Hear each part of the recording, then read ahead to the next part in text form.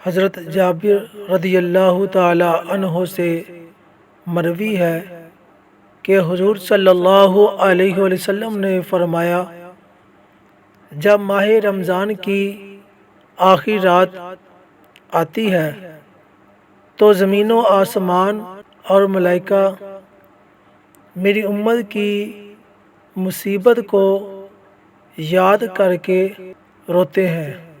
عرض کیا گیا، یا رسول اللہ صلی اللہ تعالی علیہ وآلہ وسلم، کون سی مصیبت؟ فرمایا، رمضان المبارک کا رخصت ہونا، کیونکہ اس میں صدقات اور دعاؤں کو قبول کیا جاتا ہے، نیکیوں کا اجر و ثواب بڑھا دیا جاتا ہے، عذاب دوزخ دور کیا جاتا ہے۔ تو رمضان المبارک کی جدائی سے بڑھ کر میری امت کے لیے اور کون سی مصیبت ہو سکتی ہے؟ عزیزان محترم، ماہ رمضان کی فرقت و جدائی کے وقت زمین و آسمان اور ملائکہ ہم غلامان مصطفیٰ کی ہمدردی میں روئیں کہ ان بے چارے مسلمانوں سے وہ ماہ مبارک رخصت ہو رہا ہے جس کی ہر گھڑی رحمت بھری ہے، جس میں جنت کے دروازے کھل جاتے ہیں اور دوزخ کے دروازوں پر تالے پڑ جاتے ہیں۔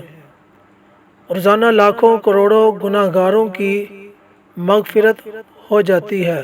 مسلمانوں، سوچو، غور کرو، فرشتے تک ہماری ہمدردی میں روتے ہیں، تو کیا ہمیں بھی اس مقدس و محترم مہمان کی جدائی کے وقت رونا آتا ہے؟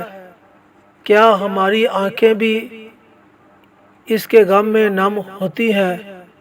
ماہ رمضان کے آخری لمحات میں کیا ہمیں بھی اس بات کا صدمہ ہوتا ہے کہ ان قریب اب مسجدوں کی رونقیں کم ہو جائیں گی، نیکیوں کا جوش ٹھنڈا پڑ جائے گا،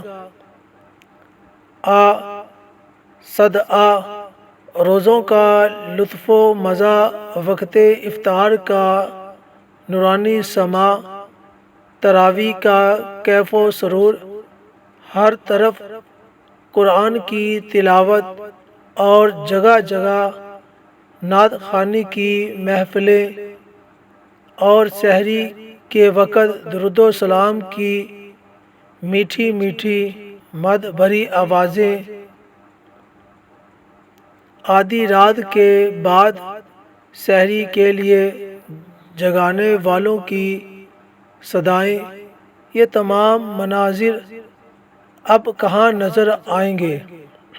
ان سب باتوں کو یاد کرنے کے ساتھ ساتھ ماہ رمضان کی ان پیاری پیاری ساعتوں کی یاد کر کے جن میں انوار و تجلیات کی خوب بارشیں ہوتی ہیں، کیا ہم بھی روتے ہیں؟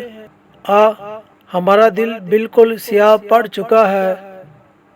اگر ہمارا کوئی عزیز یا دوست ہم سے جدا ہو رہا ہو تو ہمارا دل بے قرار ہو جاتا ہے، آنکھیں اشک بار ہو جاتی ہیں، حالانکہ ہمیں دوست نے کیا دیا ہے، وہ دے بھی کیا سکتا ہے، مگر اس مبارک و محترم ماہ رمضان کے غم میں نہیں روتے جس نے ہمیں بہت کچھ دیا ہے۔